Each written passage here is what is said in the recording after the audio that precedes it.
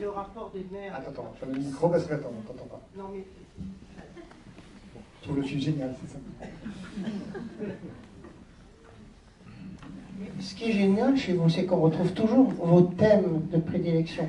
Le rapport de la grand-mère avec le petit-fils, on l'a en quelque sorte avec Jeanne Moreau dans Le temps qui reste. C'est une sorte de grand-mère pour Melville Poupeau.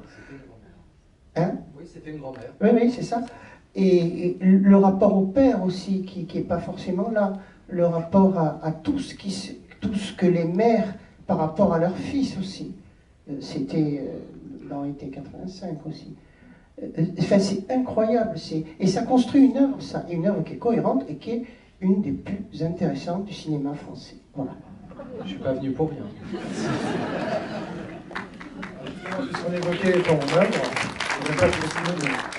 je demandais à Christophe en haut, je te prépare une petite surprise, j'aime bien faire ça de temps en temps. Je ne sais pas s'il est là. Il est là ou pas? Voilà. J'ai mis à l'écran, t'as 24 films, mais j'en ai mis que 8. J'en ai choisi 8. Est-ce que tu peux nous dire, Ludivine aussi, parce que tu en as 4, tu en as 3 de moins sur le 3 ici. Est-ce que tu pourrais nous évoquer quelques anecdotes D'abord sur Goutte d'eau, sur Pierre Brûlante, d'après Fassbinder, moi c'est un film que j'adore. Alors, Goutte d'eau sur... C'est moi qui joue. Ah oui. Goutte d'eau sur Pierre Brûlante, effectivement, moi j'étais... L'affiche est très moche. Non, mais c'est pas l'affiche. Il y a une autre affiche qui a été censurée, qui n'était pas mise non plus. Moi j'aimais bien parce que quand j'ai rencontré François, il m'a proposé de faire ce film et je sortais du conservatoire, j'avais envie de faire du théâtre. Et là, l'idée qu'on travaille sur une pièce de théâtre qui se passait à Düsseldorf, je crois, dans les années 70, j'aimais beaucoup cette idée-là du huis clos. C'était une histoire qui était... C'était pas Düsseldorf. C'était pas Düsseldorf? Une autre ville allemande. Je sais plus. Enfin, bon, c'est plus. Enfin bref. Mais en tout cas, c'était un huis clos, en studio. Il y avait cette proximité, cet étouffement dans l'usure du couple, etc. Et en même temps, il y avait beaucoup de fantaisie dans ce film. J'ai adoré le faire, je vous le conseille. Ouais. Il y a la formidable Anna Thompson qui a disparu malheureusement, mais qui est incroyable. Et Malik Zidi qui joue le père de Lucas dans Quand vient l'automne. Alors on a fait ça en 98, 19, 99. L'affiche de 8 femmes rappelle l'affiche de Quand vient l'automne, mais c'est des champignons maintenant. Voilà. Alors justement, 8 femmes, ton plus gros succès jusqu'à présent. Il y aura sans doute d'autres. Mais celui-là, il est à l'international, il a cartonné aussi. Ludivine, tu as une... Là aussi, c'était un huis clos et avec un père absent. Un père qui est zigouillé, comme tu dis. C'était une expérience extraordinaire de passer 2 mois avec ces 7 femmes. Et en fait, il y avait vraiment un plaisir théâtral. La maison, le studio, le décor était comme... Il y avait un grand escalier. Il y avait vraiment ce plaisir-là de descendre les escaliers. On avait l'impression que l'équipe était notre public. C'était très ludique, il y avait de la musique, on chantait, on dansait. C'est un magnifique souvenir pour moi. Avec un hommage à Douglas Sirk, quand même. François. Bien sûr, Mirage de la vie, entre autres. Ouais. Swimming Pool, encore Ludivine et Charlotte Rampling. Alors après, je vais m'arrêter. Après, c'est François qui va prendre le relais. Je me souviens qu'après... pendant 8 femmes, donc j'étais en pyjama tout le temps. Je jouais une adolescente de 16 ans, un peu garçon manqué. Et François m'a appelé un jour, il m'a dit « Bon, on va faire quelque chose de très différent. Et là, tu vas être en fille. » Et donc, il m'a proposé ce rôle de Julie, qui était une jeune femme très sulfureuse, qui vit... à travers les yeux de cet écrivain interprété par Charlotte Rampling, qui est un personnage qui est très mystérieux. Il y a beaucoup de choses qu'on n'arrive pas à résoudre. Et j'ai le souvenir justement, c'est un vague souvenir parce que c'était il y a 20 ans, mais quand on allait présenter le film au public, il y avait, comme ici ce soir, des interprétations qui différaient, parce que François laissait la liberté aux spectateurs de projeter, en fait, de projeter leur imaginaire dans cette histoire-là. Et ça me plaisait beaucoup. Et bon, ben voilà, on a vécu 3 expériences assez fortes. Alors un film qui est moins connu, mais Isabelle Carré nous en a parlé, elle adore le film, donc je suis très content de Alors, montrer ce c'est soir. marrant qu'on en parle ce soir devant Ludivine, parce que je l'ai proposé à Ludivine d'abord, qui était enceinte. En fait, Ludivine est enceinte, elle me dit « je suis enceinte », et je la rappelle 2 jours après, je lui dis « est-ce que tu veux qu'on fasse un film sur toi enceinte ?» Et elle m'a dit « elle m'a dit laisse-moi quelques jours pour réfléchir », et elle m'a dit « non, je m'en sens pas capable ». Et voilà, alors, je m'en sens pas capable, je veux juste dire, c'est parce que, je sais pas vous, mesdames, mais moi, quand je suis enceinte, j'ai besoin de me protéger d'une certaine manière, d'être dans la nidification, etc.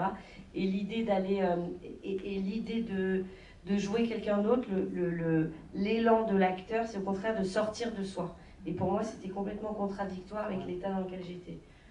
C'était ma façon de vivre les choses. Et on avait Isabelle, une amie. Non, voilà, en fait, ce qui s'est passé, c'est que moi, j'ai parlé à ma casting directrice, je lui ai dit, bon, on abandonne, Ludivine ne veut pas faire le film, on fera autre chose. Et là, elle me dit, il y a 2 actrices à Paris qui sont enceintes en ce moment. Et elle me dit, dont Isabelle Carré. Et j'ai dit, bon, bah, appelons-la, on ne sait jamais. Et Isabelle, c'était son premier enfant, la première fois qu'elle était enceinte. Donc elle savait pas. Et elle m'a dit oui. Et après, elle m'a dit, si j'avais su, j'aurais peut-être dit non, comme Ludivine. Enfin, parce que moi, j'étais enceinte de mon 2e enfant.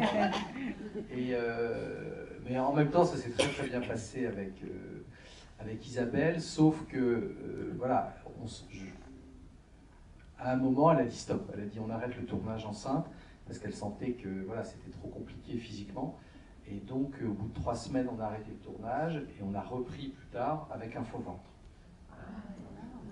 Enfin, il manquait 2 scènes, en fait, il manquait 2 jours de tournage, parce qu'elle est enceinte et pas enceinte dans le film. Donc, pour la partie enceinte, il nous manquait 2 scènes à tourner, qu'on a tourné plus tard avec un faux. On saute quelques années, malheureusement, il y a d'autres films que j'aurais bien aimé montrer, mais bon, forcément un autre succès important, Dans la maison. J'adore. Bah, Dans la maison, c'était un film. Je n'étais pas venu ici avec Fabrice Lucchini, qui était venu faire son show, non? Comment? Avec Ernst. Bon, bah, voilà. C'est un super souvenir.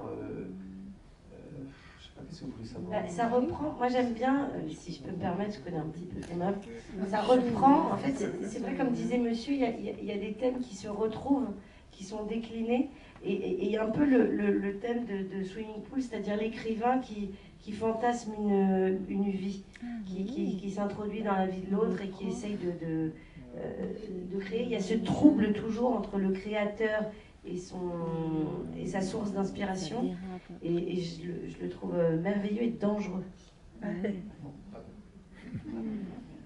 Bon, un film qui est magnifique, France, qui est vraiment à Paris, parce que le film est en noir et blanc, avec Paula Beer que tu as découverte, Oui.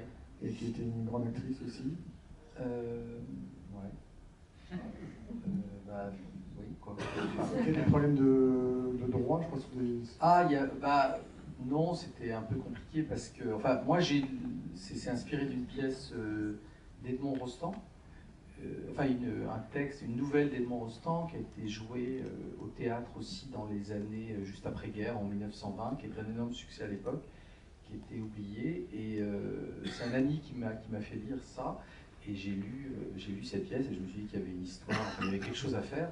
Et j'ai commencé à travailler sur l'adaptation, et en travaillant sur l'adaptation, j'ai fait des recherches. Et je me suis rendu compte que cette pièce avait déjà été adaptée et qu'il y avait un film qui avait été fait, et ça a été fait par Lubitsch.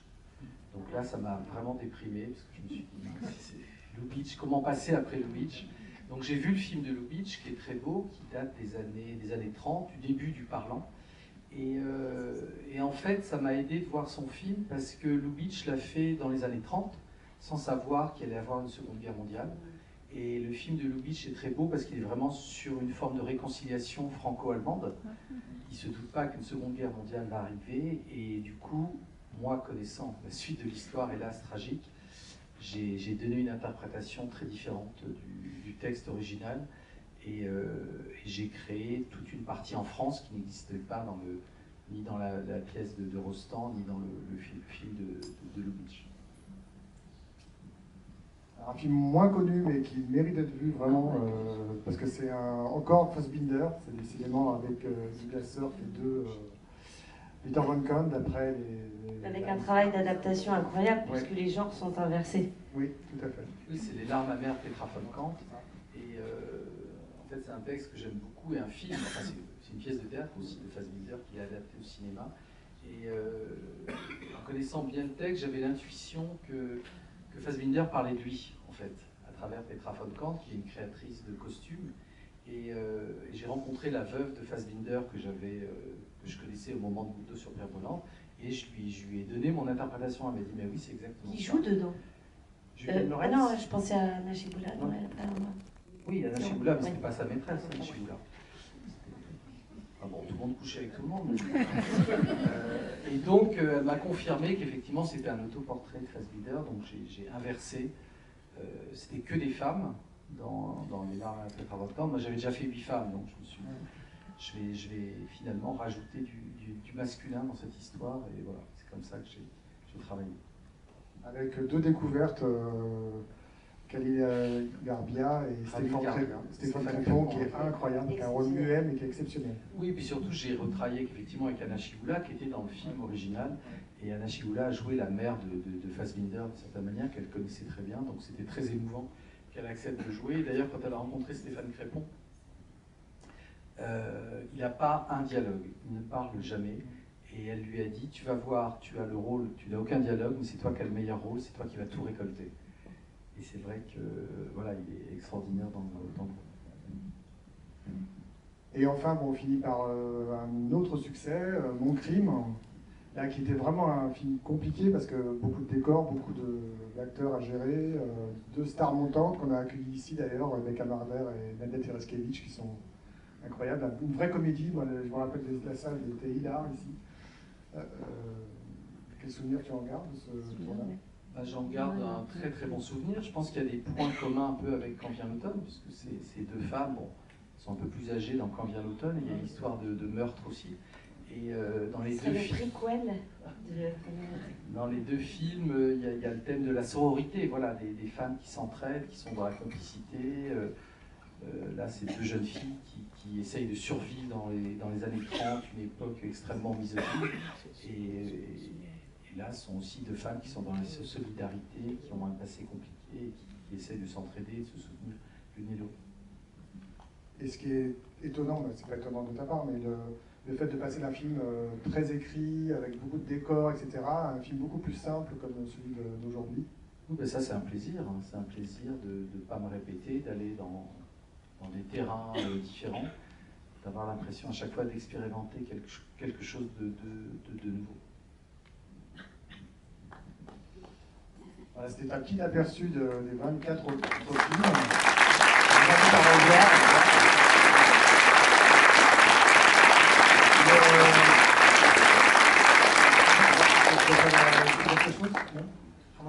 Non. Peut-être une dernière question? Sinon, Quand vient l'automne sort... Ouais, une petite dernière.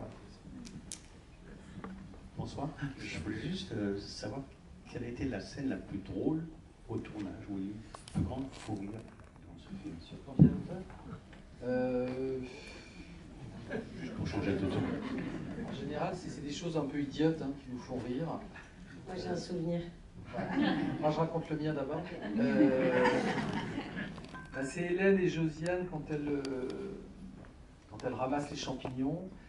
Il y a un moment, bon, la forêt est un peu accidentée et Josiane est à 2 doigts de se casser la figure. Et bon, voilà. Idiot, mais la voir se rattraper, voilà, on a pris une crise de fou rire. Elle s'est pas fait mal. Hein. Mon souvenir rigolo, c'était quand on tournait les scènes de forêt, donc juste pour le moment où Michel meurt en plein milieu de la forêt, il y a des biches qui passent. Et en fait, c'est très difficile, même si elles n'étaient pas là par hasard, c'est très difficile de capter les biches, le bon cadre, etc. Il y avait la bonne lumière et elles passaient, parfois elles passaient trop vite, parfois elles s'arrêtaient. Et en fait, j'ai le souvenir de François qui essayait de diriger les biches en leur disant coucou, venez. Non, on était dans un parc animalier où il y a énormément de biches, le parc Esbeau-Oswan. Enfin bon, c'est dans le Morvan. Et en fait, c'était pas du tout dans le scénario qu'il y ait des biches. Et il se trouve qu'il y a énormément, il y a plein de cerfs, il y a plein de biches dans ce parc. Donc nous, on avait choisi surtout cet endroit pour les fougères. Parce que moi, je voulais qu'à la fin, le dernier plan soit Hélène dans les fougères. Donc c'était l'endroit parfait. Et on était en train de tourner les scènes qu'on devait tourner. Et tout d'un coup, on voit un troupeau de biches qui nous passe. Je dis, mais c'est incroyable, faut qu'on les tourne, voilà. Et donc on a demandé à la propriétaire comment faire pour qu'elle rentre dans le cadre. Donc elle est venue avec de la nourriture et on a attendu, voilà. Et il y avait un cerf donc, qui bramait, donc les femelles arrivaient, enfin bon, c'est le bordel. C'est vrai qu'on a essayé comme on a pu, mais c'était assez stressant. Et même à un moment, moi j'ai abandonné, j'ai dit bon allez, on laisse tomber, on va pas y arriver. Et du coup on a tourné autre chose, et tout d'un coup les biches sont revenues, donc on a arrêté, on est revenu. Enfin, voilà, c'était cocasse, mais on a réussi à avoir ce qu'on voulait. Enfin, j'aurais voulu avoir un cerf, et j'ai eu des biches. Mais Ludivine, en même temps, tu as eu des grosses crises de fou rire aussi avec Hélène Vincent, apparemment. Même si le film était dramatique, tu as... Oui, bizarrement, plus nos dialogues étaient âpres, plus on rigolait. On avait besoin de décompresser, et en même temps, je pense qu'on avait autant de plaisir l'une et l'autre à jouer la méchanceté, la cruauté, parce que je suis pas sûre que ça fasse partie de nos personnalités. Donc c'était plutôt exotique. En tout cas, merci beaucoup. Le film sort Merci le 6 octobre.